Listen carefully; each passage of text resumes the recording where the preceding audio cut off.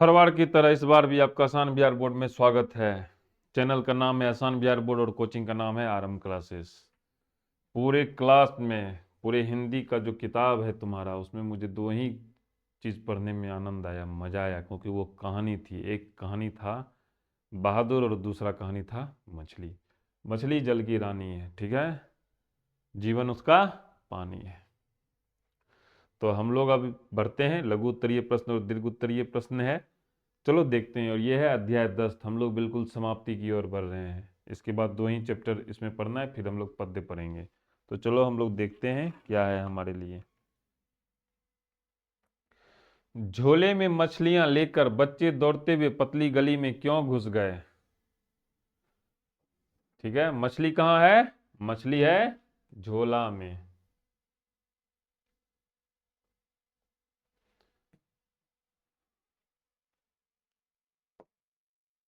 झोला में क्या है? मछली है। और कौन लेके भाग रहा है? बच्चे। पतली गली में क्यों घुस गए? कुछ तो ऐसा चीज हो रहा होगा, तो मछली मर रहा होगा। देखो यही है। मछलियां संग्रहित करके बच्चे दौड़ते हुए पतली गली में सम्मिलित हो गए, क्योंकि उनका घर इसी गली में के निकट था। तो सोचा अगर इधर से जाएंगे तो हम घर जल्दी पहुंच जाएंगे, और यह बाजार का समय था, इसलिए अन्य मार्गों में अधिक भीड़ थी। क्लियर हो गया पहला क्वेश्चन। अब है दूसरा क्वेश्चन। क्या है दूसरा क्वेश्चन? मछलियों को लेकर बच्चों की क्या अभिलाषा थी? तो देखो, बच्चों की क्या योजना थी? उसकी योजना थी कि वे अपने पिताजी से एक मछली मांगेंगे, उसके बाद वे उसे कुएं में डालकर बड़ा करेंगे। कोई बच्चा होगा तो क्या होगा? मेरी भी एक छोटी बच्ची है, ठीक है, जब वो छोटे छोटे जानवरों को देखती है तो कहती है उसको प्यार करेगी। तो वही वाला बात है। तो जब वो मछली को देखा तो सोचा एक मछली मांग लेंगे और उसको बड़ा करेंगे, और जब वह बड़ी हो जाएगी तो उसे बाल्टी से निकाल करके उसके साथ खेलेंगे। तो वही कहती है, क्या बोलती है? खेलेंगे। फिर वे उसे वापस कुएं में डाल देंगे। तो वो बच्चा भी बिल्कुल वही सोच रहा था।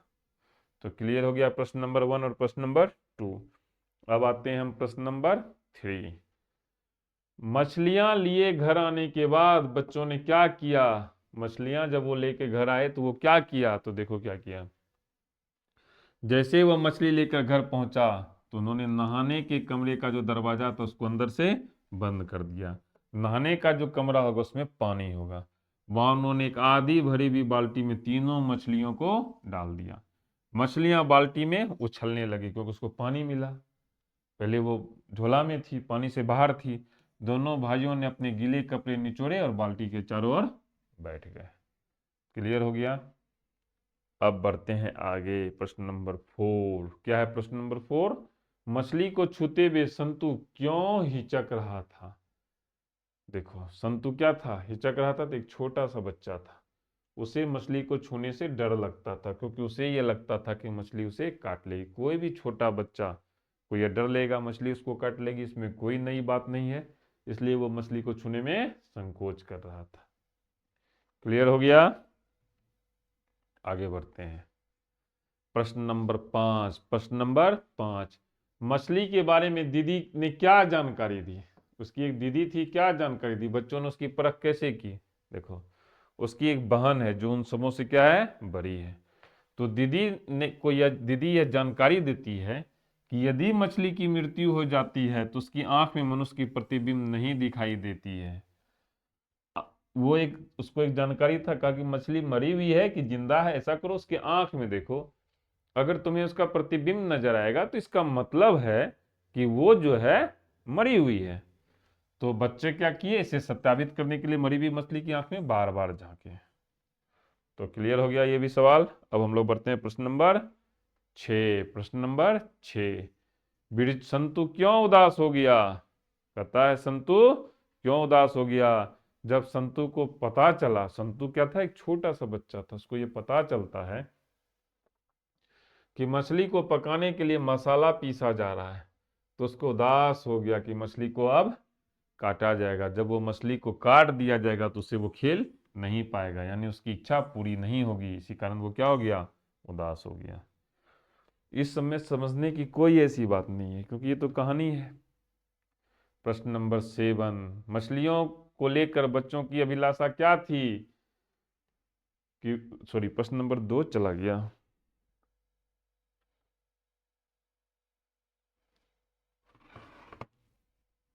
हम वहां पहुंचते हैं जहां हम थे।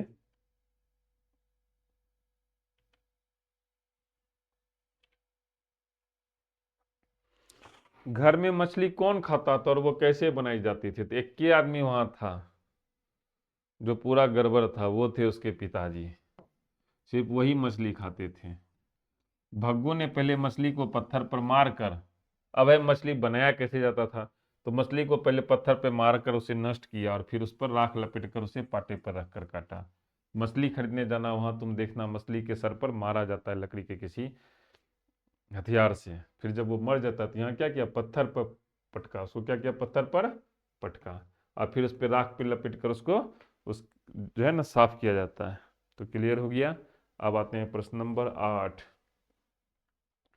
दीदी कहाँ थी और क्या कर रही थी? तो दीदी अपने कमरे में आराम कर रही थी और बार बार हिचकी लेने के कारण वह दुखी हो रही थी और उसका पूरा शरीर कांप रहा था।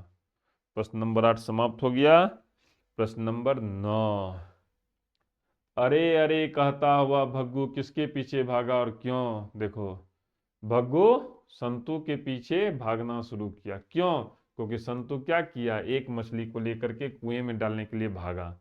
अब भग्गू को डर लग रहा था कि उसका मालिक अब उसको डांटेगा, तो इसलिए वो क्या किया, संतू से मछली छीनने के लिए उसके पीछे भागा। क्लियर हो गया प्रश्न नंबर 9। अब हम लोग चलते हैं प्रश्न नंबर 10 की ओर। क्या है?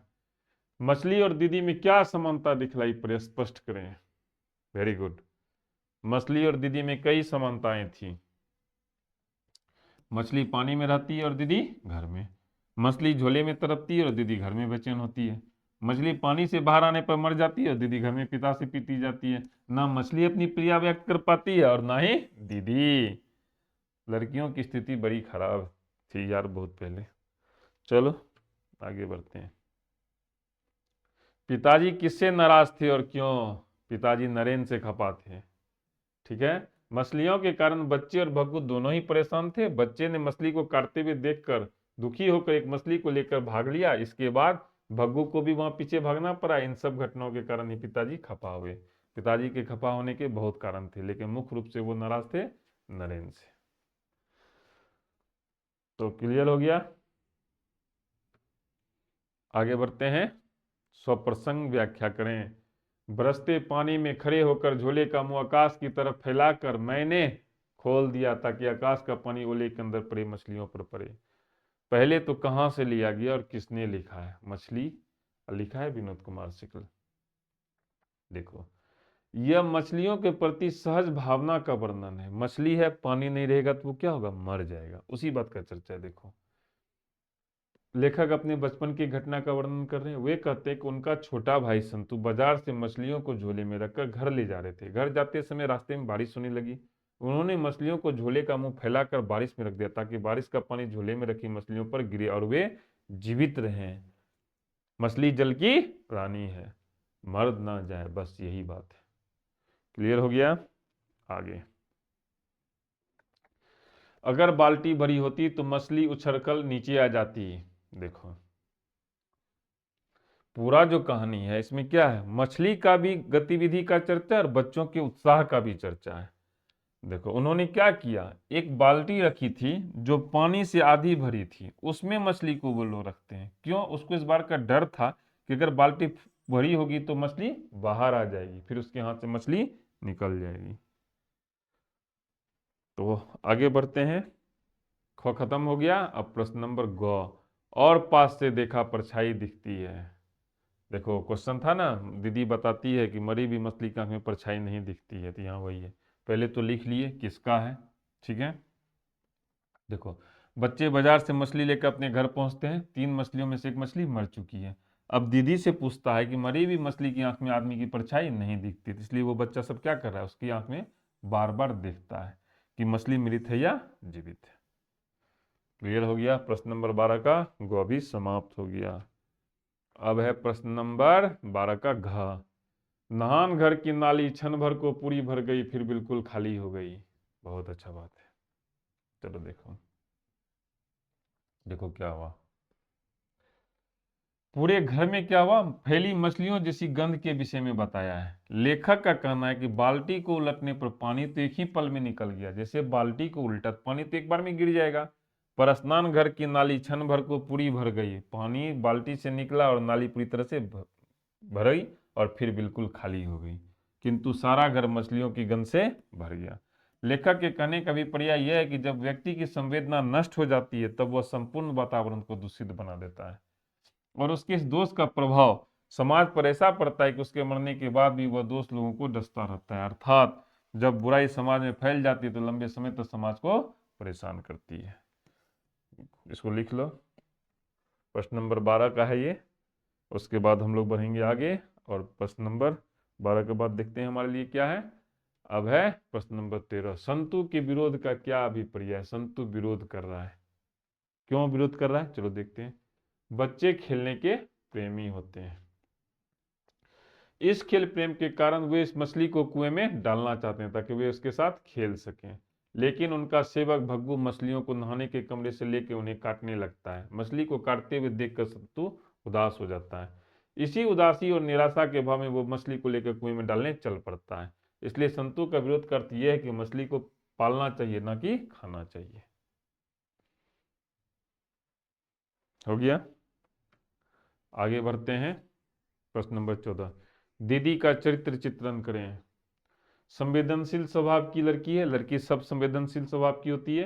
किसी जीव को मरते हुए देखना या मरने की बात सुनने पर उसका हृदय दुखी हो जाता है और वो रोने लगती है, जिससे हमें पता चलता है कि वह हिंसा का विचारधारा की और किसी को दुख में देखकर भावनात्मक हो जाती है। वह मछली भी नहीं खाती है। क्लियर हो गया। 15, कहानी के शीर्षक की सार्थकता स्पष्ट कीजिए। एक जगह और था, तो मेरी पिछली वीडियो को देखो और बताओ कहाँ था।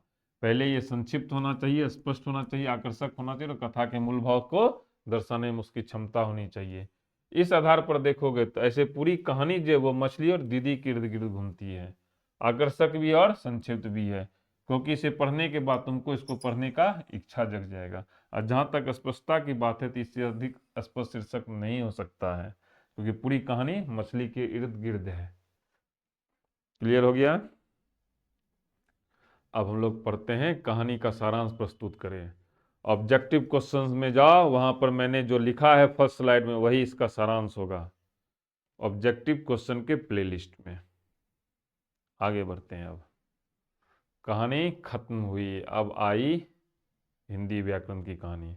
जैसा कि मैंने कहा है, इसे हम एक बार में ही एक एक चैप्टर का हिंदी व्याकरण पढ़ेंगे, उसमें इसको शामिल करेंगे। तो आज के लिए बच्चों इतना ही। ईश्वर तुम लोग को सफलता प्रदान करे। धन्यवाद।